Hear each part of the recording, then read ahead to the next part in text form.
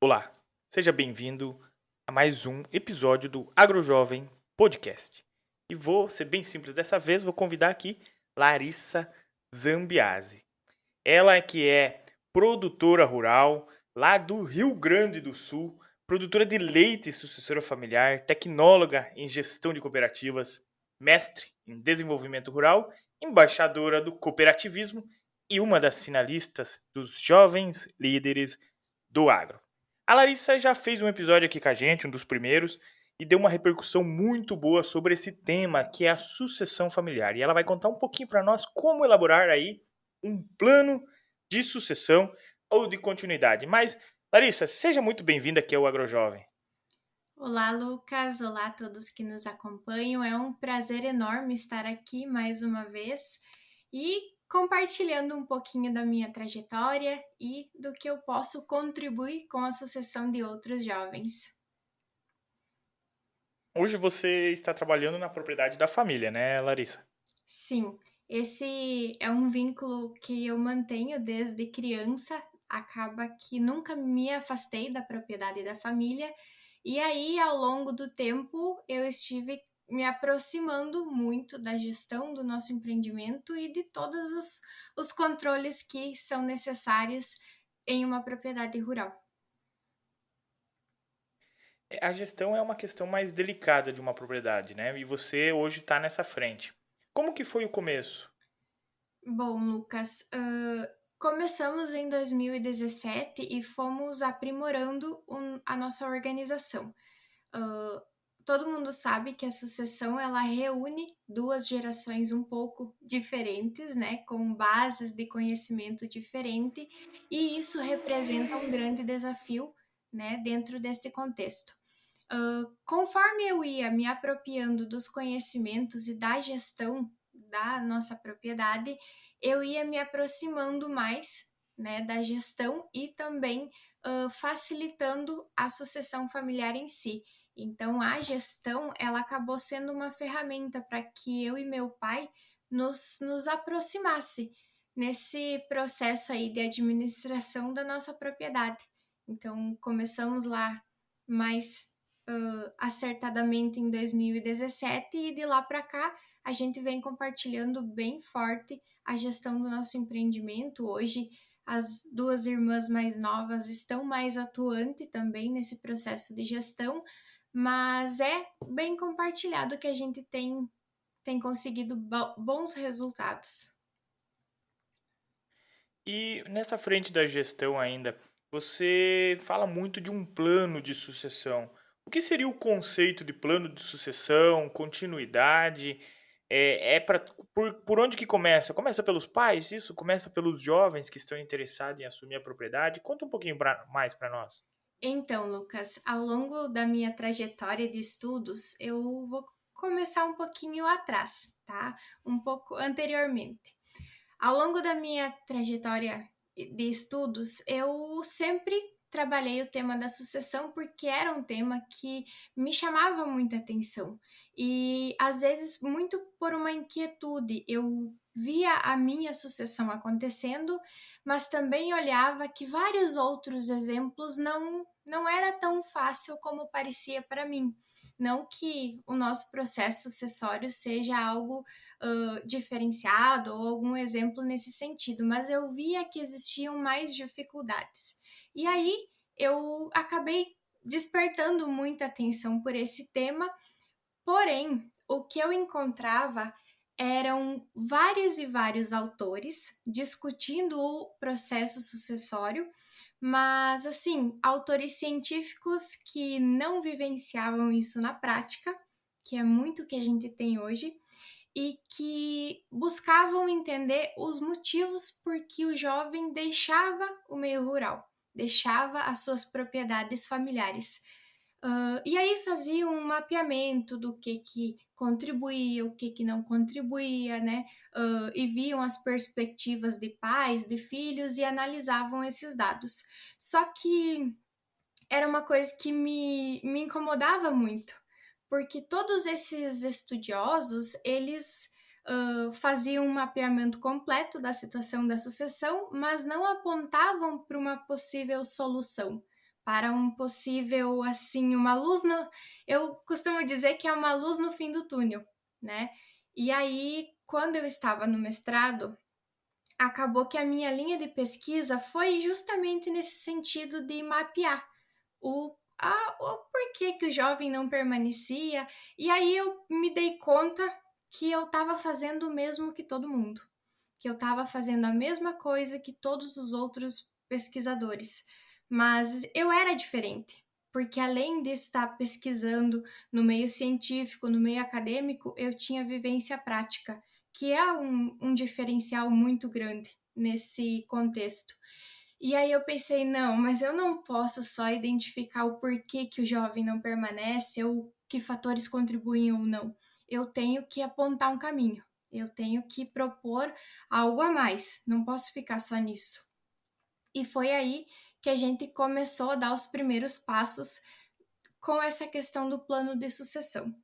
No início, algumas pessoas me ajudaram, né, com algumas dicas, o pessoal da universidade também, mas o que a gente fez foi o seguinte, foi criar, né, um plano que auxiliasse esse processo sucessório, e o compartilhamento da gestão entre 2 gerações, diferentes, que é o que a gente tem hoje. Então, eu não gosto de falar também, Lucas, que é um modelo de sucessão, porque a gente tem hoje propriedades diversas, né? Pessoas diversas, e isso não é uma receita de bolo que a gente pode sair aplicando em todas as propriedades.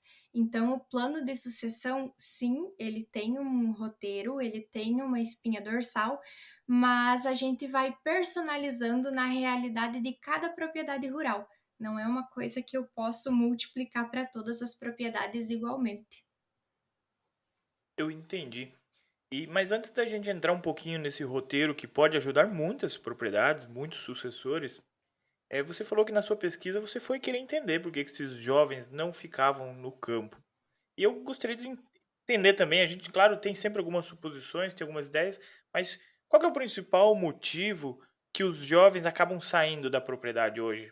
Você que pesquisou isso, estudou bastante.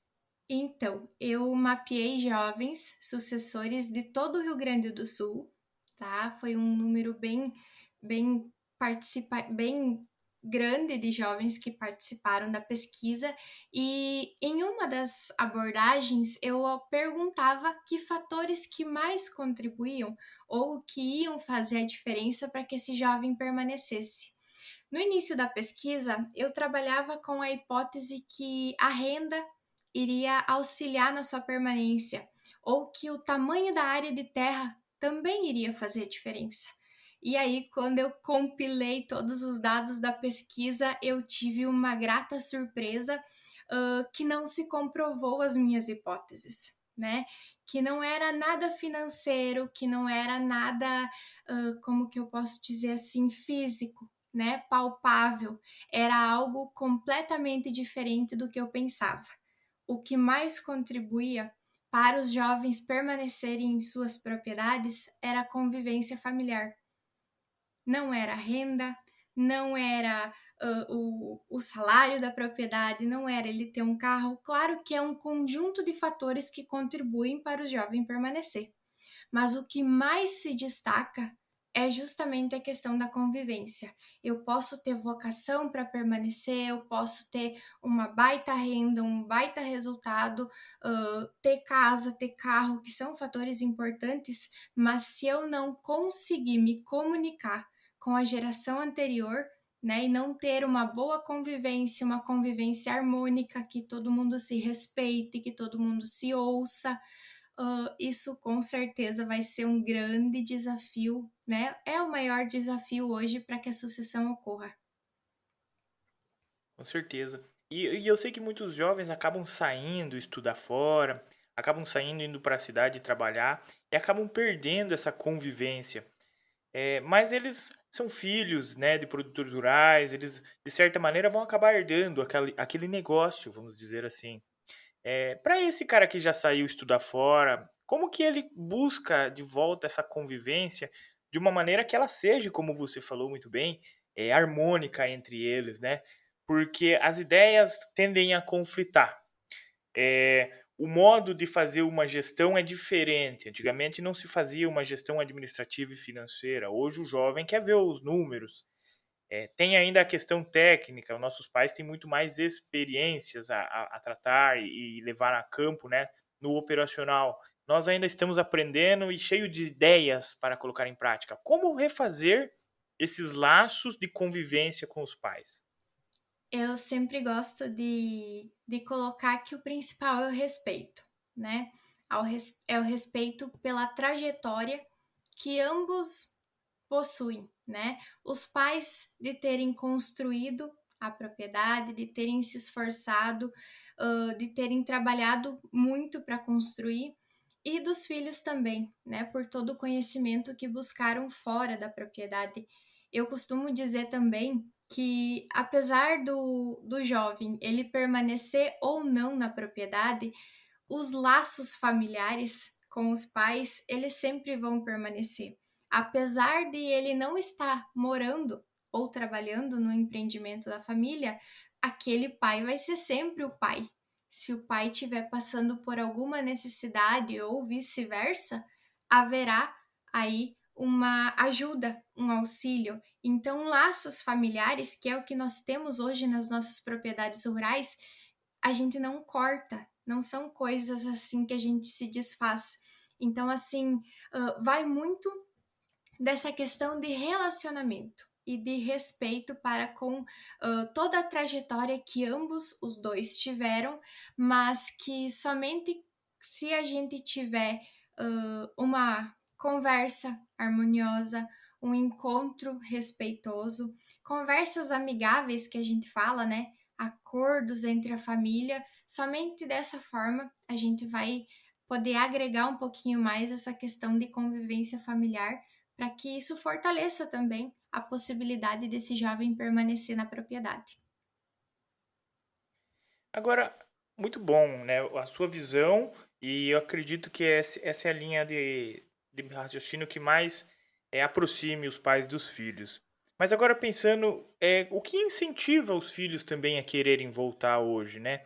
Você sabe que muitos acabam nem querendo retornar. Os pais até querem, né, realizar uma sucessão e os filhos perderam o interesse. Por mais que eles gostem dos pais, parece que eles perderam um incentivo, assim. Hoje, para ficar, para querer trabalhar mesmo, o que está fazendo eles realmente ficarem? Porque nem sempre nós temos um ambiente também harmônico, né? Uhum. Às vezes, as famílias têm discussões, têm brigas, como numa empresa normal. A diferença é que é uma família, são parentes, né? Tem laços ali. Então, de certa maneira, Larissa, o que faz ele ficar hoje, né? Eu continuo dizendo, Lucas, que é um conjunto de fatores. Eu acho que a convivência familiar, ela tá como um dos principais, né? Então, a convivência, boa convivência familiar contribui para esse jovem permanecer, mas existem outros fatores que eu gostaria de destacar também. Uma das questões é a automação da propriedade rural e espaço para esse jovem poder atuar à frente da propriedade.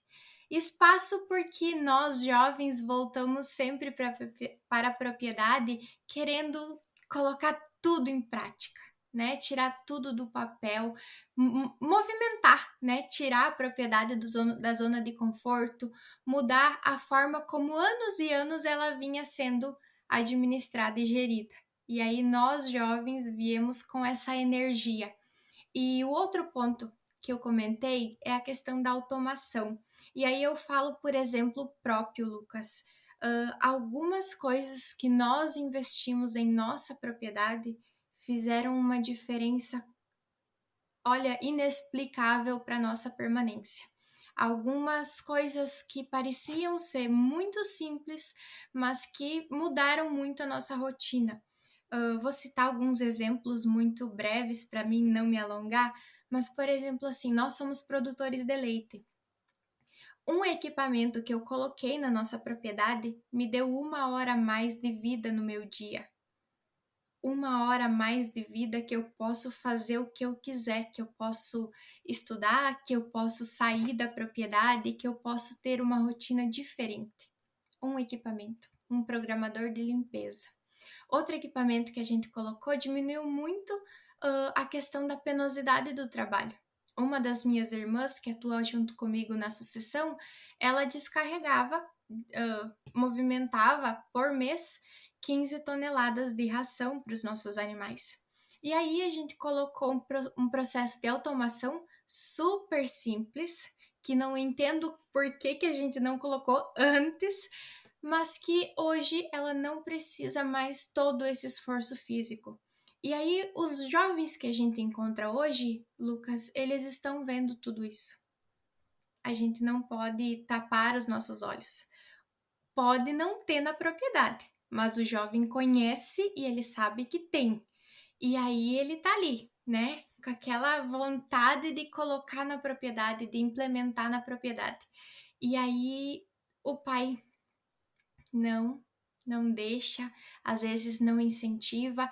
É claro que a gente não pode esquecer da situação econômica financeira dos nossos empreendimentos, para tudo há um momento certo, e eu sei bem porque eu aguardei 2 anos para a gente conseguir comprar um tratorzinho de limpeza, é o meu xodó na propriedade. Hoje, em 40 minutos, eu limpo todo o esterco dos nossos animais. Então, assim, só que levou 2 anos para a gente adquirir. Então, assim, a gente vem muito nessa ideia do imediatista, né? A gente sabe que existe a tecnologia, a gente vem cheio de vontade para implementar ela na propriedade, mas também temos que dar o braço a torcer e saber que talvez a gente tenha que aguardar um pouquinho, que não é o melhor momento, mas assim, eu acho que com conversa, com reflexão, as coisas vão se alinhando.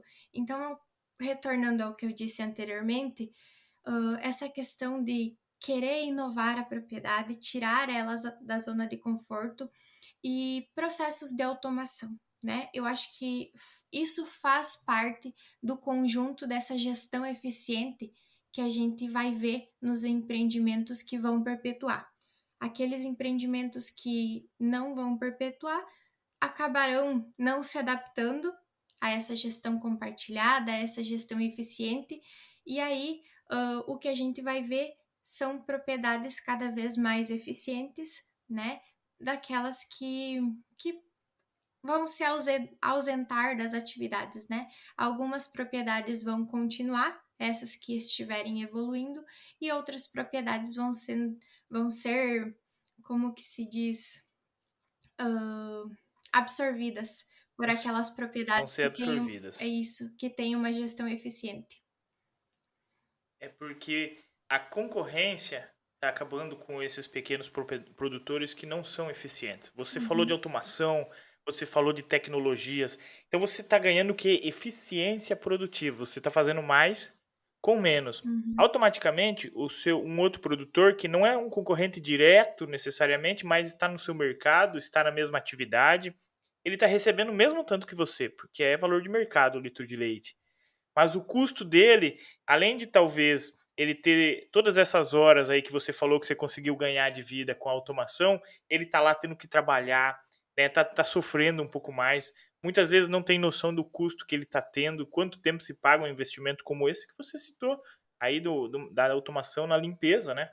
Então, esse produtor, aos poucos ele sai do mercado, não é porque ele não está produzindo bem, sim, é porque você produz muito mais com menos recursos e está conseguindo crescer mais o seu negócio, enquanto ele não consegue ter margem e visibilidade para conseguir crescer, porque o produtor ele tem uma empresa e ele precisa administrar, ele precisa fazer bons negócios. Se ele ficar sempre no operacional, ele vai ficar só trabalhando uhum, e tudo bem, tá tudo bem. Mas você, que é uma produtora rural mais tecnificada, utilizando automações, tecnologias, fazendo uma gestão, você consegue crescer muito mais rápido, produzindo muito mais, controlando sempre o seu custo. E automaticamente, aos poucos, você tira eles do negócio. É o que acontece no mundo globalizado, né? Produtores com mais eficiência acabam tornando pequenos produtores inoperantes. E eu lembro você que está nos ouvindo aqui que no episódio 23 nós fizemos um episódio, uma conversa lá sobre um robô de automação de ordenha, tá? Que eu não sei se a Larissa chegou a ouvir o episódio, mas é o episódio 23, para quem tiver na dúvida aqui, vou deixar o link na descrição, que é vaca não dá leite, porque o robô vai lá e tira. Não sei se chegou a ouvir esse episódio, mas é mais uma automação que existe, né, hoje, Larissa, e com certeza com o tempo vocês também vão adquirir, né? Sim. Eu acho, Lucas, que nessa questão, o que está ocorrendo no nosso meio rural é uma seleção natural, né? Produtores eficientes estão perpetuando e aqueles ineficientes e que não olham tanto para a gestão acabam saindo da atividade, tá? Então eu acho que vai muito nessa linha. E uma coisa que a gente não pode esquecer de maneira nenhuma é a questão da qualidade de vida, né? Ressaltar muito o momento de lazer, o momento de descanso. Então, parece ser algo assim, estão investindo em tecnologias, estão automatizando a propriedade. Uh, isso é para facilitar a nossa vida, né? O que a gente vê hoje no dia a dia dos produtores são pessoas que trabalham, trabalham, trabalham, trabalham, não param um momento para lazer, né? Não se dão esse respeito de ter um momento de lazer, de ter um momento de descanso, e aí falecem com um baita de um patrimônio que eles trabalharam, trabalharam e trabalharam para construir, mas não usufruíram. Então a gente vai por essa linha de pensamento, que a gente tem o trabalho, tem, vamos trabalhar o máximo possível para facilitar. Hoje eu acredito que é muito nessa linha. Temos que facilitar o trabalho. Eu não posso fazer nada na minha propriedade rural que vai me dificultar o meu dia a dia. Não, eu tenho que facilitar. E aí, porque com esse processo de facilitação, eu vou ter mais lazer, eu vou ter mais tempo, eu vou poder me dedicar a outras coisas que nem sempre são a propriedade. Por exemplo, eu sou produtora de leite. Todas as manhãs, 5 horas da manhã, eu estou indo tirar leite. Mas eu também sou professora em uma universidade e num programa de aprendizagem. Eu só consigo fazer tudo isso por conta de uma gestão eficiente, dos processos automáticos que a gente tem na propriedade rural.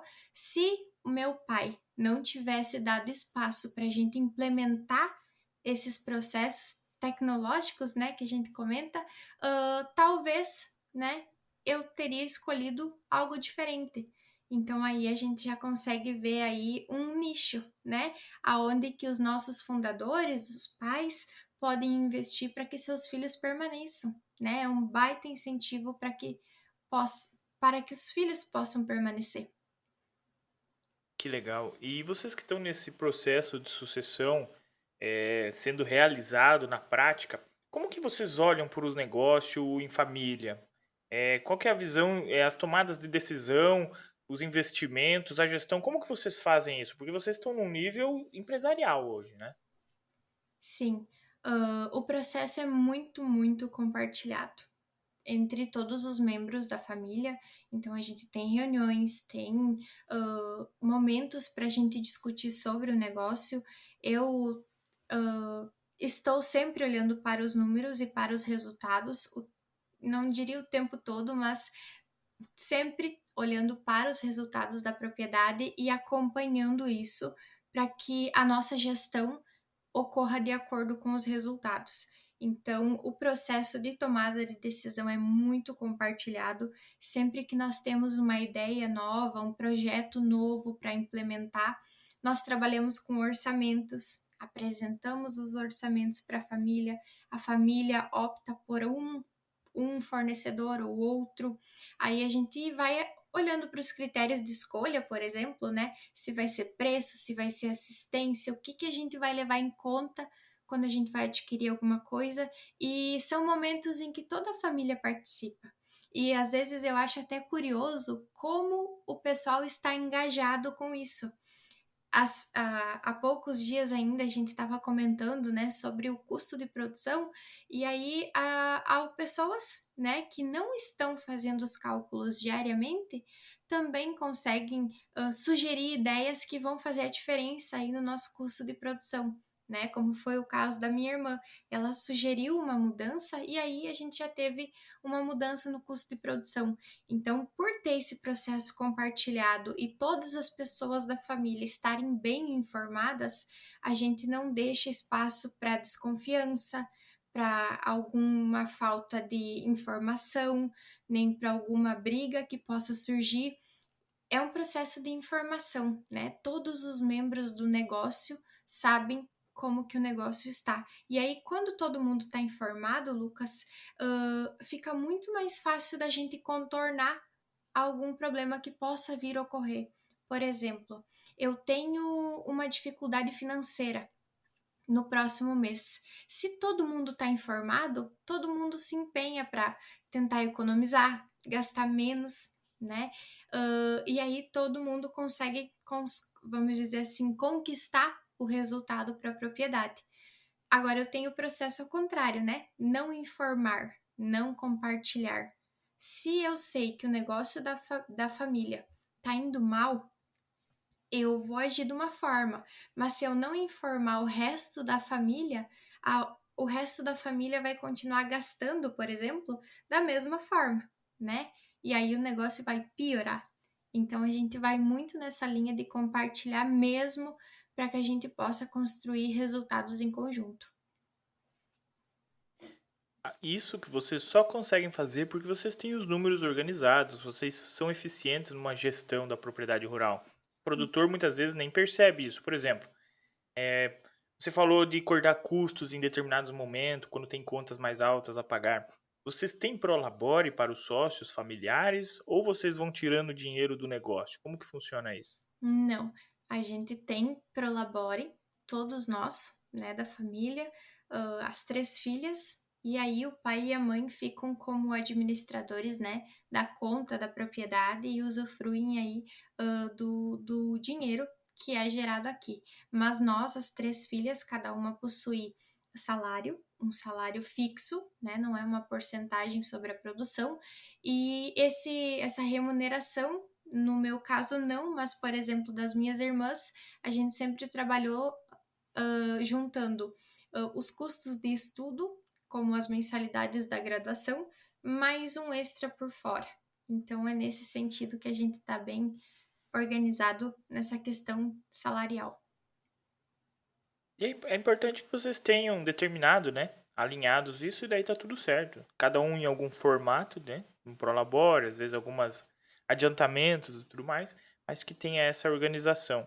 Outra coisa, você falou que vocês têm um momento de investimento, que vocês têm que fazer algumas trocas. Vocês na gestão hoje vocês consideram, por exemplo, uma depreciação de máquinas, depreciação de equipamentos, porque daqui a um determinado momento vocês vão precisar reinvestir, né? Vocês têm olhares para isso hoje? Sim, no nosso levantamento patrimonial, a gente já elenca a questão da depreciação, mas em contrapartida a gente tem uma coisa que eu acredito que seja até um diferencial para o nosso empreendimento, é que nós não investimos tanto em capital imobilizado.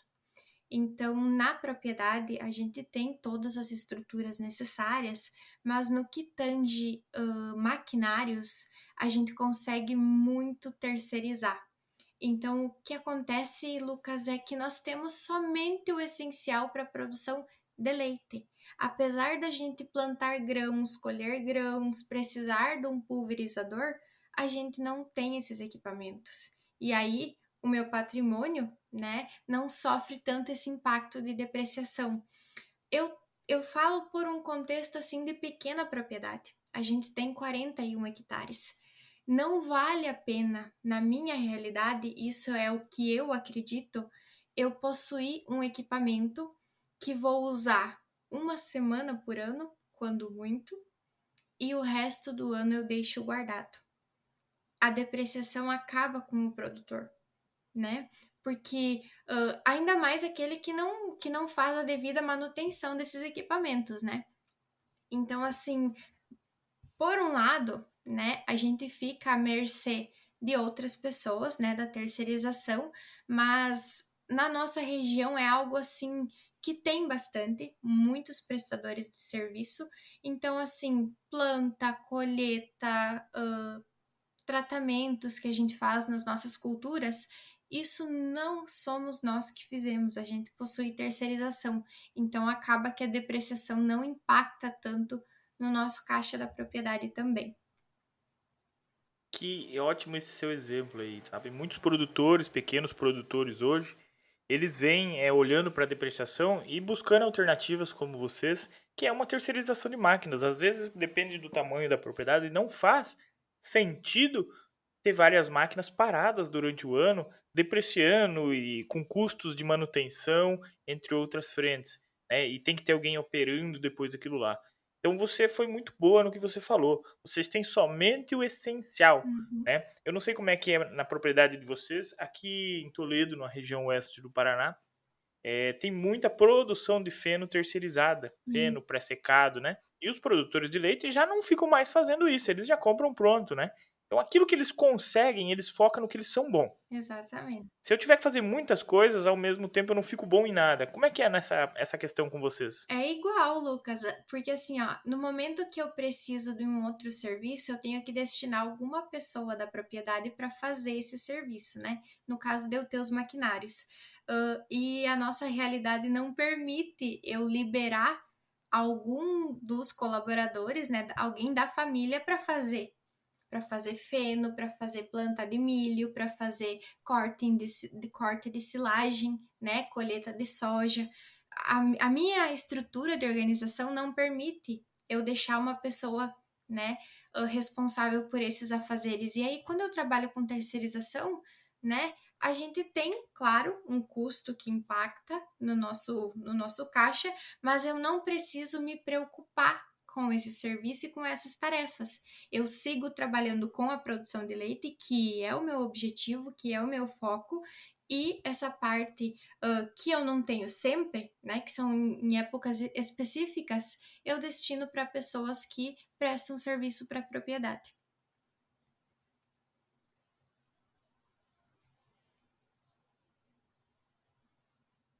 Isso daí facilita muito focar naquilo que realmente faz você ganhar dinheiro.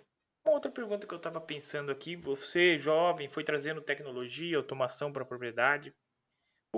Você controla custos, controla despesas, controla orçamentos, né? Essa tecnologia hoje, você sentiu mais impacto no aumento da produtividade ou numa redução de custo pensando a médio e longo prazo? Ou, claro, você comentou também questão de horas de vida, que no final do dia acaba-se dinheiro, né? O que você viu o maior impacto? Eu acredito que são ambos. É aumento produtivo, né? E também é redução de custos, né? É um conjunto aí que vem beneficiar o produtor, né? Principalmente aquele produtor que já tem uma produção um pouco mais especializada, que está buscando mais eficiência, então eu acredito que sejam ambos, reduz custo e aumenta a produtividade, que é o que a gente busca, né? É o que todo produtor rural busca. O que vocês avaliam? Você comentou que senta com a família para discutir números de investimento. O que vocês avaliam quando vocês pensam em fazer um novo investimento agora, né? Porque a tendência é sempre ir tecnificando e buscando mais alternativas tecnológicas, ferramentas, números. É, vocês com certeza já estão pensando no próximo passo, no próximo investimento. É claro, sem extrapolar aquilo que o negócio pode pagar de investimento, mas qual que é o próximo passo agora que vocês estão querendo fazer? Nossa propriedade chegou num limitador, chegou ainda não, mas vai chegar num limitador que é um número de vacas em lactação que a gente vai poder ter. A gente já está com a estrutura pronta até nós chegar esse determinado número de vacas em lactação, que são 70. Hoje a gente está com 51 vacas em lactação, como eu disse, é uma pequena propriedade, e a gente tem esse número aí que vai ser um limitante até certo ponto, né? No sistema que a gente produz hoje, até 70 a gente vai conseguir dar o giro. Após 70, a gente vai ter que tomar algumas decisões. A princípio, né, o nosso caminho não é confinar, não estamos olhando nesse sentido, confinar os nossos animais, porém a gente sabe que logo, logo a gente vai ter que tomar alguma decisão. E aí isso vai ser com certeza uma decisão compartilhada. A gente já está visualizando algumas alternativas, mas em questão de estruturas, construções, a gente já tem assim tudo estruturado e bem organizado até esse limitador. Mas a partir disso, né, aí são novos desafios que a propriedade vai passar. Existem também pendências financeiras, né, por conta das estruturas que foram construídas, mas isso é algo assim que veio para é um investimento, né, no futuro da nossa propriedade. Com certeza a gente tem que sempre pensar num crescimento, uma melhora contínua. Larissa, eu sei que você conversa com muitos produtores, você estudou a questão de um plano de sucessão familiar, organizada com a gestão. Na sua visão, qual que seria o perfil do produtor ideal, da família rural ideal, assim, que você vê que é voltada para o crescimento? Qual que é o perfil ideal na sua visão hoje, pensando em sucessão familiar? Eu acredito que seja aquela família que se une no trabalho, né? Que se une por laços de afeto, mas também se une por interesse em fazer aquele projeto, aquele negócio ir além, né? Buscar algo a mais. Eu acredito que essa é a família que vai fazer a diferença. É aquela família que está junto nos momentos de trabalho, está junto nos momentos de lazer, sem deixar de olhar a gestão, os números, os indicadores, o que está oscilando nos resultados da propriedade, aquela família que traça alguma meta para o ano e que busca trabalhar em conjunto fortemente para bater aquela meta. É uma coisa que tem feito a diferença na nossa realidade, colocar as metas no papel e batalhar muito para que essas metas sejam cumpridas. Então eu acredito que a família, né, que vai ter o seu negócio indo além é essa família que consegue manter o respeito, a harmonia e trabalhar para que os resultados para as propriedades sejam cada vez maiores. Perfeito. Você falou de metas ali, né? O que seria essas metas? Como vocês trabalham elas? É focado em indicadores financeiros? É focado em produção, rentabilidade, produtividade? Como que vocês trabalham essas metas? Não tem um foco principal, como você comentou, de produção, algo nesse sentido. Mas todo início e final de ano, a gente senta, a família, e traçamos meta para o ano. São coisas que a gente busca conquistar no decorrer deste ano. Então, vai tanto de equipamentos e estruturas que a gente quer melhorar, assim como questões pessoais que a gente busca melhorar também. Por exemplo, uma das nossas metas de 2022 é cuidar da saúde dos membros da nossa família. Ano passado nós levamos 2 sustos muito grandes com o pai, e aí esse ano foi para a meta da propriedade rural cuidar da família, fazer exames periódicos, porque a gente às vezes quer muito assim produção, produção, produção, indicadores, resultados, e às vezes a gente esquece das pessoas. Então, esse ponto não pôde ficar para trás. Então, lá nas nossas metas de 2022, tem muita coisa. Tem algumas coisas que a gente quer comprar, alguma produção que a gente quer bater, uh, e diversas coisas. Mas tá em primeiro lugar cuidar da família. Esse, então, assim, não tem um indicador principal, mas são coisas que a gente almeja conquistar durante o ano. Com certeza, muito bom ver isso. E é por isso que você mantém um dos pilares que nós falamos lá no começo, que é a harmonia entre os pais e filhos, né? É ter esse relacionamento, ter esses objetivos em comum, porque daí o trabalho, ele já não é mais um trabalho, você está fazendo aquilo que você gosta, você está fazendo aquilo que você tem paixão, né? Acredito que você gosta muito de trabalhar na propriedade, de estar envolvida lá. Como que é para você, jovem, estar participando do dia a dia? Você tem paixão por aquilo que você está fazendo hoje? Muita, demais. É aquela paixão, assim, que você não se importa o horário que tiver que levantar, o trabalho que tem para fazer, porque você tem algo maior te guiando, tem um propósito maior. Então, apesar de nem sempre ser fácil, a gente tem essa vontade, né? Esse orgulho de ser produtor de leite, de ser um produtor rural, de estar produzindo alimentos para as pessoas, né? A gente tem como lema aqui da nossa propriedade é produzir a nossa família produzindo alimentos para outras famílias. Então, eu acho que esse é um propósito que nos guia, né? E que faz com que todos os nossos familiares sejam engajados para buscar sempre o melhor. Que, que bacana, Larissa.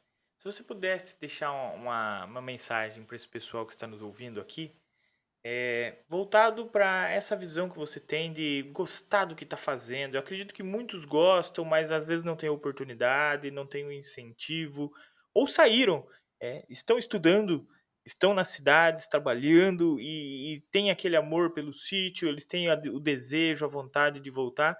O que você diria para eles? Mas para você que está nos ouvindo, não esqueça de seguir lá a página no Spotify, dar um like aqui no YouTube para quem está acompanhando, siga também o canal do YouTube, não perca os episódios AgroJovem Podcast no Instagram, tá? Porque lá tem todas as novidades passando. Larissa, é contigo. O que nós podemos esperar desses jovens? O que ele precisa fazer para pegar esse amor que você tem pelo negócio e passar isso para as próximas gerações? Se eu tivesse que resumir, eu ia dizer aproveitar as oportunidades. Quais oportunidades eu me refiro? As oportunidades de compartilhar gestão com os pais, de ouvir as histórias de conquistas e de trabalho que os pais tiveram para construir a propriedade. É compartilhar as ideias, né?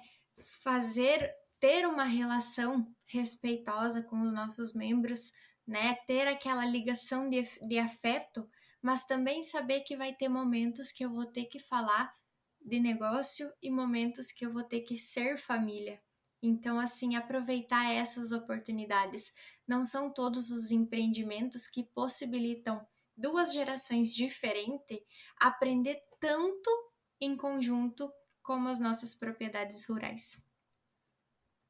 Com certeza. E eu penso que, olha, nas grandes cidades, a gente precisa tirar um tempo para ficar com a família, Uhum. né?